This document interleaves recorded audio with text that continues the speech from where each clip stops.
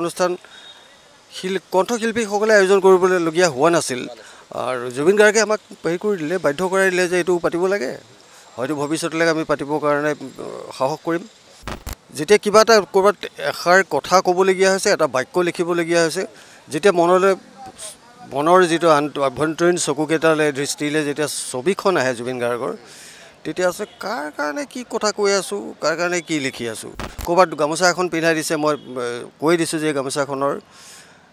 অধিকাৰী মই নহয় এখন জুবিন গাৰ্গ তেওঁৰ কাৰণে মোক আজি গামোচাখন ক'ৰবাত পিন্ধোৱা হৈছে জুবিন গাৰ্গৰ কোনোখন ফটোত চকু মুদি মই প্ৰাৰ্থনা কৰিব পৰা নাই আৰু ভৱিষ্যতলৈও বোধ কৰোঁ নকৰিম মই বৰ্তমান উপস্থিত আছোঁ চানমাৰী খেলপথাৰত আৰু মোৰ পিছফালে যিখন মঞ্চ সাজি থকা আপোনালোকে দেখিছে এই মঞ্চখনতে সন্ধিয়া ঠিক 5 বজাৰ পিছত জুবিনময় পৰিৱেশ হৈ পৰিব কিয়নো কণ্ঠশিল্পী অসমে ইয়াত 200ৰো অধিক কণ্ঠশিল্পীৰ প্ৰচেষ্টা দিয়াত যিহেতু আজি জুবিন জোনাক কণ্ঠলৈ যি সুৰৰ ঐক্য অনুষ্ঠান আয়োজন কৰিছে প্ৰায়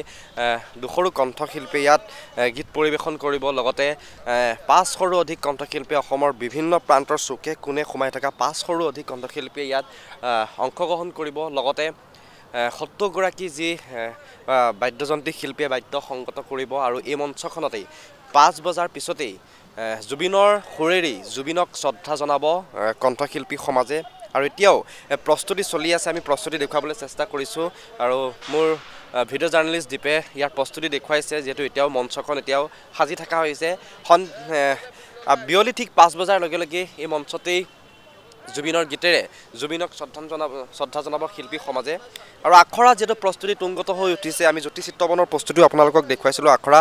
তুংগত হৈ উঠিছে আৰু আমি যদি অকমান আগবাঢ়িবলৈ চেষ্টা কৰোঁ আমি দেখুৱাবলৈ চেষ্টা কৰোঁ এই মঞ্চখনতে ঠিক 5 বজাৰ লগে লগে আৰু জুবিনময় পৰিৱেশ হৈ পৰিব জুবিনৰ গীতেৰে জুবিনক শ্ৰদ্ধা জনাব শিল্পীসকলে সকলো প্ৰস্তুতিটা তুংগত হৈ উঠিছে সন্ধিয়া বিয়লি 5 বজালৈ সকলো অপেক্ষা কৰি ৰৈ আছে আৰু বহু সংখ্যক দৰ্শক সমবেত হোৱাৰ ইয়াত সম্ভাৱনা আছে কিয়নো কণ্ঠশিল্পী সমাজে অসমৰ কণ্ঠশিল্পী সমাজে অনুষ্ঠান আয়োজন কৰিছে নিজৰ পকেটৰ ধনেৰে এই অনুষ্ঠান আয়োজন কৰিছে আৰু পিপলছ টিভি দৰ্শকসকলক তাৰ পৰিৱেশটো আমি চানমাৰী ফিল্ডৰ পৰা তাৰ পৰিৱেশটো আমি দেখুৱাই আছোঁ এইটো এটা বৰ বিশাল ভিত্তিত কাম এটা কৰা হৈছে এনেই জুবিন গাৰ্গ ঢুকোৱাৰ পিছৰ পৰা শ্ৰদ্ধাঞ্জলি অনুষ্ঠান হিচাপে এইটো অসমখনত বিভিন্ন জেগাত অসমৰ বাহিৰতো হয়তো প্ৰতিদিনেই বিভিন্ন প্ৰকাৰে চলি আছে কৰি আছে মানে বৰ ভাল কথা এইটো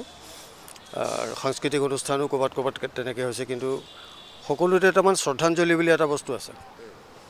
এই শ্ৰদ্ধাঞ্জলি শব্দটো মই থুৰতে তোমালোকে সুধোতেই কৈ দিছোঁ দেই শ্ৰদ্ধাঞ্জলিটো এতিয়া লাহে লাহে এৰিব লাগে ইয়াৰ অৰ্থটো মোৰ মনৰ ভাৱটো এইটো যিমানবাৰ শ্ৰদ্ধাঞ্জলি জনাম সিমানবাৰ মনত পেলোৱা হ'ব যে জুবিন গাৰ্গ নামৰ সত্তাটোৰ বিয়োগ ঘটিছে সেইটো কৰিবৰ কাৰণে আমি মানসিকভাৱে প্ৰস্তুত নহয় গতিকে আজি এইটো অনুষ্ঠান যিসকল আমাৰ গোটেই অসমৰ বিশেষকৈ ইয়াত গুৱাহাটীত থকা যিখিনি কণ্ঠশিল্পী আছে কণ্ঠশিল্পীসকলে সাধাৰণতে তেওঁলোকে কিবা এটা অনুষ্ঠান আয়োজন কৰিবৰ কাৰণে গাত ল'বলৈ অলপ দিগদাৰ পায় গতিকে তেওঁলোকক নিমন্ত্ৰণহে জনোৱা যায় কিন্তু এইখন অনুষ্ঠান আজিৰ অনুষ্ঠানটো ইমান বিশালভাৱে আয়োজন কৰিবৰ কাৰণে আগবাঢ়ি আহিল গুৱাহাটীস্থ বিশেষকৈ কণ্ঠশিল্পীসকল সকলো লোক হৈছে কোনো এগৰাকী এনেকুৱা কণ্ঠশিল্পী নাই হয়তো কোনোবা কিবা ব্যক্তিগত কিবা অসুবিধাৰ কাৰণে আহিব নোৱাৰিব পাৰে বা লগ দিব পৰা নাই সি এটা বেলেগ কথা এতিয়া অকল এনেকুৱা নহয় যে কণ্ঠশিল্পীসকলে আগভাগ ল'লে তাত কোনো মিউজিচিয়ানছ নাই তেনেকুৱা নাই সকলো কিন্তু তেওঁলোকে আগভাগ লৈ পেলাই এটা বিশাল অনুষ্ঠানৰ আয়োজন কৰিছে আজি জুবিন জোনাক কণ্ঠলৈ সুৰৰ অৰ্ঘ্য বুলি ইয়াত শ্ৰদ্ধাঞ্জলি বস্তুটো মই ভাবোঁ তেওঁলোকেও তেনেকুৱা এটা কথা ভাবিয়েই ৰখা নাই আৰু এতিয়া আচলতে এইকেইদিনত বা এই মাহটোত জুবিন গাৰ্গৰ যি উপজা মাহ এইটো উপজা দিনটো কালি পাৰ হৈ গ'ল কিন্তু উপজা মাহটো চলি থাকিবতো উপজা মাহৰ এটা দিন যিহেতু লৈছে তেওঁলোকে সুৰেৰে তেওঁক অৰ্ঘ্য জনাবৰ কাৰণে এইটো এটা বিশাল অনুষ্ঠান ইয়াত সকলো কণ্ঠশিল্পী ইয়াত জড়িত হৈ আছে আৰু বিশেষকৈ গুৱাহাটীত বাস কৰা সকলো সংগীত শিল্পীয়ে ইয়াত জড়িত হৈ আছে আৰু এইটো অনুষ্ঠান বৰ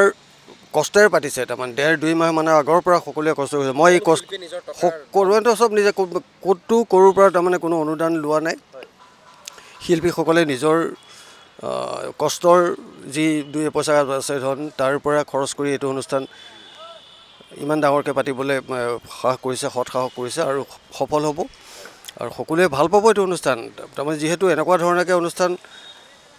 কণ্ঠশিল্পীসকলে আয়োজন কৰিবলগীয়া হোৱা নাছিল আৰু জুবিন গাৰ্গে আমাক হেৰি কৰি দিলে, বাধ্য কৰাই দিলে যে এইটো পাতিব লাগে, হয়তো ভৱিষ্যতলৈকে আমি পাতিবৰ কাৰণে সাহস কৰিম। এতিয়াৰ পৰাই এইখন ফাংচনলৈ, এইখন অনুষ্ঠানলৈ, সন্ধিয়াটোলৈ সকলো আহক, সকলো জুবিন গাৰ্গৰ সুৰত নিমজ্জিত হৈ যাওক। কিমান সংখ্যক মানুহ গোট খোৱাৰ সম্ভাৱনা আছে ফিল্ডখনত যোৱালৈকে? যিহেতু জুবিন গাৰ্গক লৈ পেলাই আজি শ্ৰদ্ধা জনাই এনেকুৱা এটা অনুষ্ঠান আয়োজন কৰা হৈছে, যিহেতু আপোনালোকেও জুবিন গাৰ্গৰ শুৱে বাৱে থকা বুলিও ক'ব লাগিব, আপোনালোকে যদি আছিলোঁ। এনেকুৱা কেতিয়াবা কল্পনা কৰা হৈছে এনেকুৱা এটা অনুষ্ঠান যে আমি জুবিনৰ বাবে আমি অনুষ্ঠান আয়োজন কৰোঁ? যেতিয়াই কোনোবা এটা অনুষ্ঠান, তেওঁৰ মৃত্যুৰ পিছৰ পৰাই এই শ্ৰদ্ধাঞ্জলি অনুষ্ঠানবিলাকলৈ সৰ্বসাধাৰণতে গৈ থাকিবলগীয়া হৈছে, যেতিয়াই গৈছোঁ তেতিয়াই মনত দুখ পাইছোঁ। আৰু সেই দুখ লাগিছে খালি মোৰ নিচিনা মানুহবিলাকে মুখেৰে কৈ নাথাকে। যেতিয়া কিবা এটা ক'ৰবাত এষাৰ কথা ক'বলগীয়া হৈছে, এটা বাক্য লিখিবলগীয়া হৈছে, যেতিয়া মনৰ যিটো আভ্যন্তৰীণ চকুকেইটালৈ, দৃষ্টিলৈ যেতিয়া ছবিখন আহে জুবিন গাৰ্গৰ, তেতিয়া আছে কাৰ কাৰণে কি কথা কৈ আছোঁ, কাৰ কাৰণে কি লিখি আছোঁ। ক'ৰবাত গামোচা এখন পিন্ধাই দিছে, মই কৈ দিছোঁ যে এই গামোচাখনৰ অধিকাৰী মই নহয়, এখন জুবিন গাৰ্গ,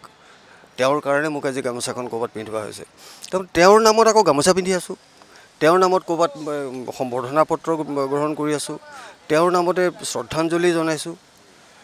গতিকে এনেকুৱা হৈ গৈছে মানসিক অৱস্থাটো বহুতৰ,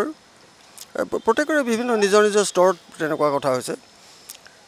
মোৰ এটা বস্তু জুবিন গাৰ্গৰ মৃত্যুৰ পিছত সলনি হৈ গ'ল, মোৰ বিশেষকৈ ব্যক্তিগতভাৱে। সেইটো হ'ল আমি ঈশ্বৰ বুলি কাৰোবালৈ উদ্দেশ্য কৰি যেতিয়া আমি প্ৰাৰ্থনা এটা কৰোঁ, 2 ছেকেণ্ডৰ কাৰণেও যদি কৰোঁ, চকু মুদি কৰোঁ। জুবিন গাৰ্গৰ কোনোখন ফটোত চকু মুদি মই প্ৰাৰ্থনা কৰিব পৰা নাই আৰু ভৱিষ্যতলৈও বোধ কৰোঁ নকৰিম। যিহেতু ঈশ্বৰ পুত্ৰ বুলি কোৱা হৈছে, আৰু ঈশ্বৰৰ সন্তানে এদিন এইকেইদিনতে কোনোবা এগৰাকীয়ে কৈছে যে তেওঁ সঁচাকৈ ঈশ্বৰৰ পুত্ৰ আছিলে ন। মই বোলো ঈশ্বৰৰ অংশ আপুনিও, ঈশ্বৰৰ অংশ আপুনিও হয়, ঈশ্বৰৰ অংশ ময়ো হয়, সকলো ঈশ্বৰৰে অংশ, কাৰণ পৰমাত্মাৰ অংশটো এইটো আত্মা। কিন্তু জুবিন আমাক এতিয়া প্ৰত্যেককে তেনেকৈ ঈশ্বৰৰ অংশ বুলি ক'বলগীয়া হোৱা নাই, আমি সেইটো পৰ্যায় পোৱা নাই, তেওঁ সেইটো পৰ্যায় পালে, গতিকে সেইটো ঠিক কথা যে তেওঁ ঈশ্বৰৰ অংশ। তো এইজন ঈশ্বৰক কিন্তু মই প্ৰাৰ্থনা কৰিবৰ কাৰণে চকু নুমুদোঁ, যিহেতু তেওঁৰ ছবিখন জানো, তেওঁৰ মাতটো মোৰ পৰিচিত নহয়, তেওঁ এজন জীৱন্ত ব্যক্তি, গতিকে তেওঁক প্ৰাৰ্থনা কৰিবৰ কাৰণে মই চকু নুমুদোঁ, কেতিয়াও চকু নুমুদোঁ। এইটো দাদা আজি 2 মাহেই সম্পূৰ্ণ হৈছে, সকলোৱে এতিয়াও বামৰ শিল্পীগৰাকীৰ ন্যায়ৰ বাবে সকলোৱে মাত মাতি আছে, ডিজিটেল আন্দোলনো চলিছে, কি ক'ব এই সন্দৰ্ভত? এই ন্যায় প্ৰক্ৰিয়াটো এটা বিশেষ ধৰণে বেলেগ ধৰণৰ প্ৰক্ৰিয়া, যিটো প্ৰক্ৰিয়া তাৰমানে মোৰ নিচিনা মানুহে আচলতে একো নাজানে। কিন্তু আমি এটা কথা জানিবই লাগে যে তেওঁৰ লগত ঘটনাটো ঘটিলে কি, যিটো ঘটনাৰ কাৰণে আমি এই শিল্পীগৰাকী হেৰুৱাবলগীয়া হ'লোঁ, সেই ঘটনাটোহে কিন্তু পোহৰলৈ আহিব লাগে। আৰু তাত যদি সঁচাকৈ কিবা ষড়যন্ত্ৰ আছে, তেওঁলোকৰ তাৰমানে একেবাৰে যিমান ওপৰৰ পাৰি সিমান ওপৰৰ শাস্তি তেওঁলোকে পোৱাৰ যোগ্য। কিন্তু আমি এইটো কৈ দিব নোৱাৰিম যে আমুকেই হ'ল তামুকেই হ'ল, কিন্তু কি হ'লতো আমাক জনাব লাগে, আৰু সেইটো জানিবৰ কাৰণে আমি অসমৰ মানুহৰ অধিকাৰ আছে, সেইটো জানিবৰ কাৰণে আমি বাট চাই থাকিম, আৰু অতি সোনকালে যাতে জানিব পাৰোঁ সেইটোও আশা কৰিম। সেইটো আজি আমি এমাহ ধৰি প্ৰস্তুতি চলাই আছোঁ। আমি কণ্ঠশিল্পীখিনিৰ নিজৰ পকেটৰ পইচাৰে আমি আয়োজন কৰিছোঁ। আচলতে জুবিনবিহীন প্ৰথম এনেকুৱা এটা সাংস্কৃতিক সন্ধিয়া আয়োজন কৰিবলগীয়া আমাৰ দুৰ্ভাগ্যৰ কথা। তথাপি ভদ্ৰদাই কোৱাৰ দৰে আমি আচলতে তেওঁকতো জীয়াই ৰাখিব লাগিব, গতিকে তেখেতৰ গীতখিনি আমি সদায় এনেকৈ যাতে উদযাপন কৰিব পাৰোঁ তাৰ প্ৰচেষ্টা আমি অব্যাহত ৰাখিম। গতিকে আজি আশা কৰোঁ গোটেইখিনি মানুহ আহিব, সকলোৱে উপভোগ কৰিব। কেইবাগৰাকীও শিল্পীয়ে একেলগে কণ্ঠদান কৰিব জুবিন গাৰ্গৰ গীতবোৰ। গতিকে মই সকলোকে আহ্বান জনালোঁ, সন্ধিয়া 5 বজাৰ পৰা এই অনুষ্ঠানটো আৰম্ভ হ'ব, সকলো যেন আহে।